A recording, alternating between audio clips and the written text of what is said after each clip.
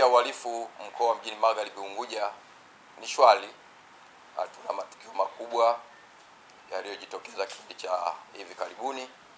Ni matokeo ya kawaida ambayo kila kijitokeza yanadhibitiwa. Na katika kipindi hichi cha mwezi mmoja tumeweza kufanya operation mbalimbali ambazo zimeweza kukamata watuhumiwa takriban 91 watuhuma makosa mbalimbali. Miongoni mwa watuhumiwa hao waliokamatwa yupo mtuhumiwa anayefahamika kwa jina Abdulkadir Juma Saleh. Huyu ana miaka 22, Mchaga wa Chuini, alikamatwa kule Magharibi A, na huyu alikuwa anatuhumiwa au ni mwizi sugu wa makosa ya unyang'anyi na wizi wa pikipiki. Mtuhumiwa huyu alikamatwa na pikipiki 3 za aina mbalimbali, ikiwemo pikipiki aina ADV 160, Vario 160 na Filano 160. Zote zina thamani ya shilingi milioni 18.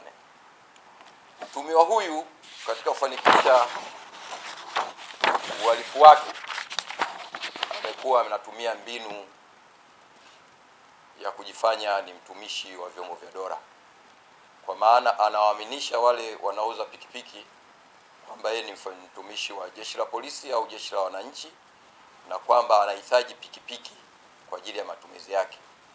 Sasa mbinu anayotumia, kwanza analenga zile pikipiki zenye thamani, na kwa sababu ameshamwaminisha mwananchi yeye ni askari polisi au ni wa jeshi, huwa kabla kufanya malipo utaka kuitesti ile pikipiki, na akitesti umemwachia, anaitesti ndo anaondoka nayo moja kwa moja.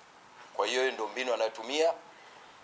Ameweza kufanya hivyo kwa watu 3 ambao waliripoti kituoni, nasi tuliweka mtego, tumempata, na tunaamini kuna wengine wengi wameibiwa kwa mbinu hii.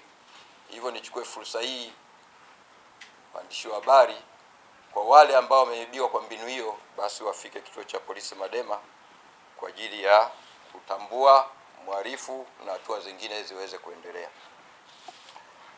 Ndugu waandishi wa habari, kuna mtuhumiwa mwingine anaitwa Ali Mshamata Ali au maarufu Dizo.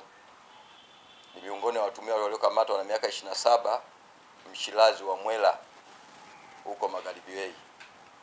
Mtuhumiwa huyu alikamatwa akiwa na pikipiki 2 za aina ya TVS. Mojawapo ilikuwa haina namba, lakini mojawapo ina namba Z441 PZ. Mtuhumiwa huyu pia alikamatwa akiwa na simu 3 za wizi, kitambulisho cha NIDA chenye jina la Mariam Ali Kimaro, pamoja na zile chip 28.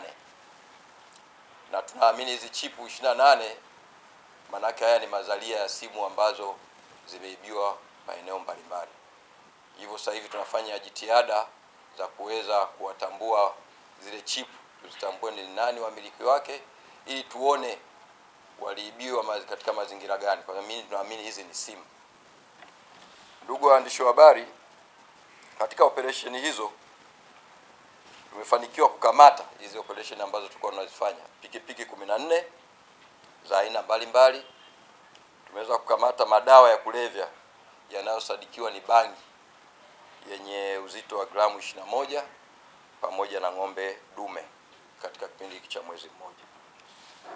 Vile vile jitihada za kuimarisha usalama barabarani, jeshi la polisi kupitia kikosi cha usalama barabarani limekamata jumla ya makosa 3877 ya usalama barabarani katika kipindi hicho, ikiwa ni sehemu ya juhudi ya kuhakikisha sheria za usalama barabarani zinafuatwa na kupunguza ajali zinazoweza kuzuilika.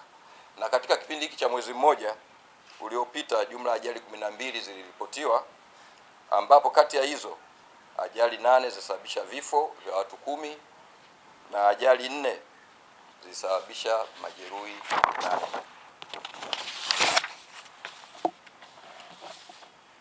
Kwa upande wa mwenendo wa mashauri, kwa sababu sisi baada ya kupeleleza tunawapelekea DPP, baadaye tunapeleka mahakamani.